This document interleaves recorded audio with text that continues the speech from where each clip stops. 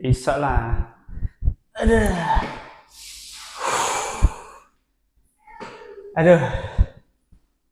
Mohon maaf ya dulur, setelah pertandingan yang ya sangat menyenangkan tadi malam tidak bisa langsung update review karena ya gimana ya, admin mari atraksi.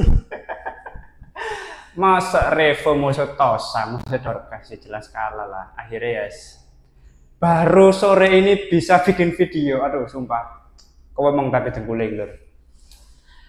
Oke, langsung aja kita mulai. Halo dulur, selamat datang di Media United, channel fans MU paling netral. Menang dipuji, kalah dibully.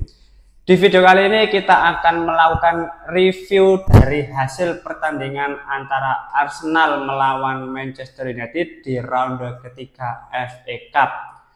Menurutku di pertandingan malam tadi adalah sebuah performa yang sangat menarik, sangat menyenangkan, tentu dengan hasil yang memuaskan juga, yang mampu diraih oleh para pemain Manchester United. Memang tidak bisa dipungkiri ya teman-teman, ini merupakan kali ketiga laga terbaik menurutku yang dijalani oleh para pemain Manchester United setelah menang melawan Manchester City, lalu imbang melawan Liverpool, dan sekarang akhirnya bisa meraih kemenangan saat melawan Arsenal. Dari sini kita bisa melihat bahwa secara progres itu mulai terlihat. Meskipun selama 90 menit sebetulnya ya Manchester United sedikit sekali momentum yang tercipta di laga malam tadi. Secara keseluruhan permainan didominasi oleh Arsenal. Tapi ya kalau kita melihat memang Arsenal secara permainan menurutku apa ya, ibarat jelly. Nah, secara tampilan itu bagus, tapi kalau disentuh gitu langsung rusak. Yaitu para pemain Arsenal tadi malam kayak jelly yuk, gampang jatuh ya, dikit-dikit minta pelanggaran. Kayak memang bersebelah gitu loh wasit di laga malam tadi. Tapi itu nggak berpengaruh terhadap performa dan fokus dari para pemain Manchester United. Karena kalau kita lihat berdasarkan performa dari masing-masing individu, itu kita bisa melihat bahwa secara keseluruhan menurutku para pemain ini tampil sangat bagus. Fighting spiritnya benar-benar ditunjukkan dan kita semua harus mengapresiasi performa dari para pemain. Apalagi kalau kita melihat Altay Bayindir, wah dia memang man of the match lah di laga malam tadi. Dan tidak bisa dipungkiri ya, dari pertandingan semalam, aku melihat Altay Bayindir ini bisa menunjukkan profesionalismenya sebagai pemain.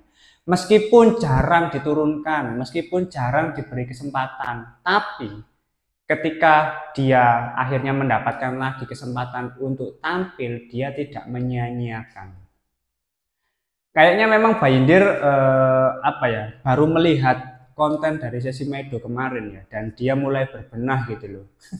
Yang awalnya Bayindir B-nya Bapu, tadi malam Bayindir B-nya Buffon. Ngeri kan, sumpah. Sumpah suangar Bayindir ini 2 kali menggagalkan penalti, luar biasa. Harus layak diapresiasi memang. Respect.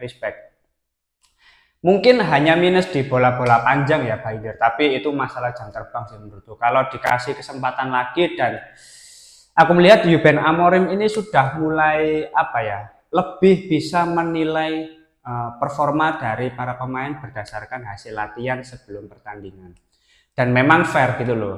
Di preskon dia sudah menyampaikan bahwa Altay Bayindir diberikan kesempatan dan terbukti di laga tadi malam dia tampil bagus dan menjadi man of the match. Lalu Alejandro Garnacho juga begitu. Dia menyukai hasil latihan dari Alejandro Garnacho, makanya dia diberi kesempatan untuk tampil sebagai starter. Dan terbukti dia memberikan kontribusi assist di laga malam tadi.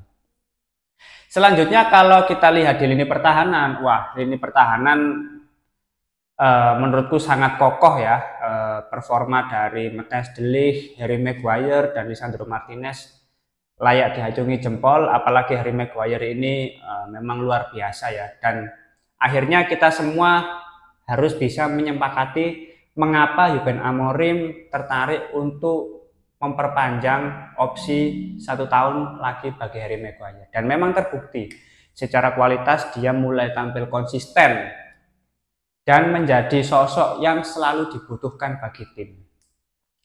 Terus kalau kita lihat di lini tengah, dimulai dari wingback kanan, Nozer Mazraoui pun juga tampil bagus. Terus duet Kobbie Mainoo dan Ugarte, wah Ugarte ini benar-benar gladiator menurutku, memang luar biasa. Dia berani menunjukkan keberaniannya ketika melawan Arsenal. Sampai disondol kayak Havertz itu. Lama anjene, pemain taek iku Havertz iku. Kok jeli anjene, Cuk. Gampang tiba, gampang nendang penalti ya gak gol, was.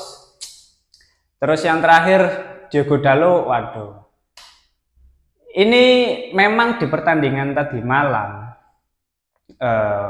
aku melihat wasit ini kayak berat sebelah lah. Lebih banyak menguntungkan Arsenal dibandingkan Manchester United. Bahkan Bruno Fernandes yang terkena pelanggaran oleh Gapsus tidak dianggap pelanggaran, justru Gapsus yang cedera. Aduh, kurang konyol apa itu?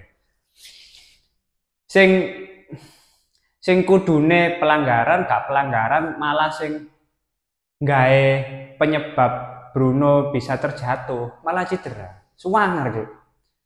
Perewangane MU gak main-main, Cuk.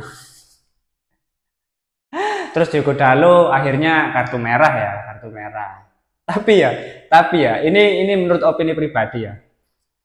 Kalau yang kartu merah Diogo Dalot, aku sih nggak masalah ya. Karena meskipun Manchester United main dengan 10 orang, tetap bisa memberikan perlawanan gitu loh. Kayak nggak terlalu berpengaruh gitu loh.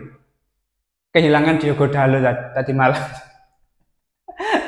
Entah yang chemistry-nya udah mulai kebentuk antar pemain, bisa mengimplementasikan skema dari Ruben Amorim, kemauan dari Ruben Amorim, atau Arsenal yang memang lagi tampil jelek dan tidak maksimal. Tapi memang terlihat kok, nggak ada Diogo Dalot ya, tetap bisa tampil bagus, justru lebih solid, terutama di babak kedua. Karena di babak pertama menurutku lebih membosankan ya.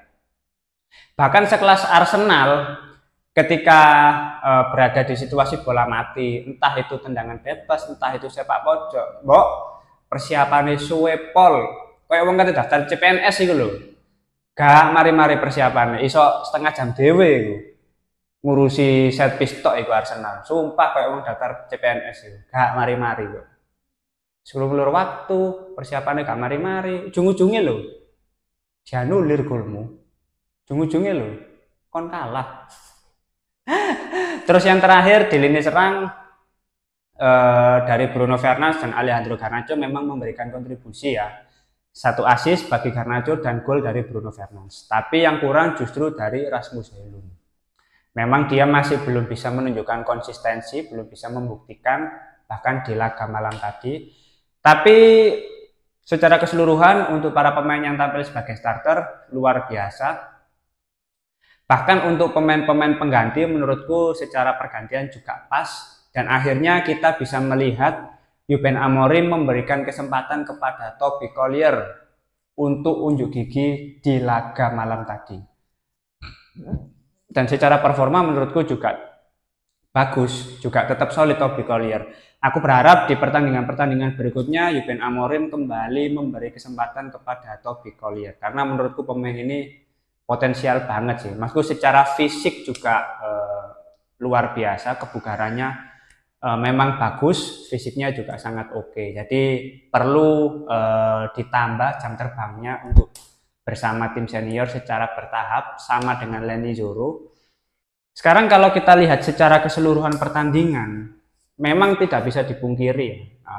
Seperti yang sudah kita bahas di video preview, pertandingan akan cukup sengit karena kedua tim ingin meraih kemenangan, terutama Arsenal juga ingin lolos ke babak berikutnya.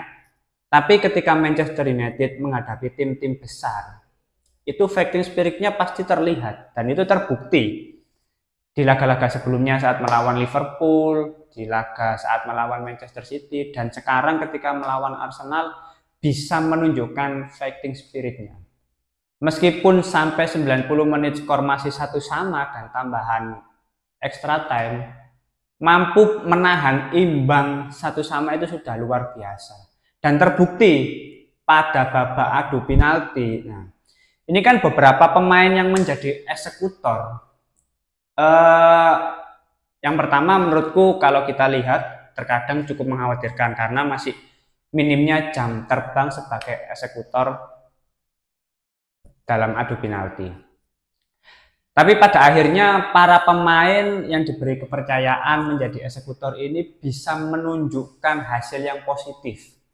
Terutama pemain seperti Leny Yoro, Lisandro Martinez, dan yang terakhir Joshua Zirkzee.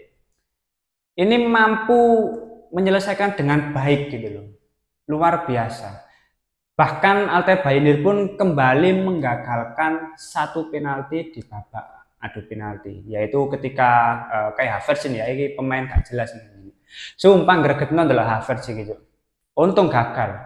Jadi Altay Bayindir memang man of the match ya, tidak bisa dimungkiri. 2 kali menggagalkan penalti, tendangan dari Martin Odegaard karena pelanggaran dari Harry Maguire. Menurutku itu masih bukan pelanggaran, tapi karena ya wasit lah. Terus yang kedua kayak Havertz bisa menggagalkan 2 penalti sampai 2 kali itu luar biasa. Karena kalau kita lihat Andre Onana belum tentu bisa seperti itu. Banyak gimmicknya, ujung-ujungnya kebobolan. Oke, mungkin itu dulu video review dari laga Arsenal melawan Manchester United. Dan di laga berikutnya Manchester United akan bertemu dengan Leicester City, bertemu dengan mantan pelatih interim Manchester United yaitu Ruud van Nistelrooy.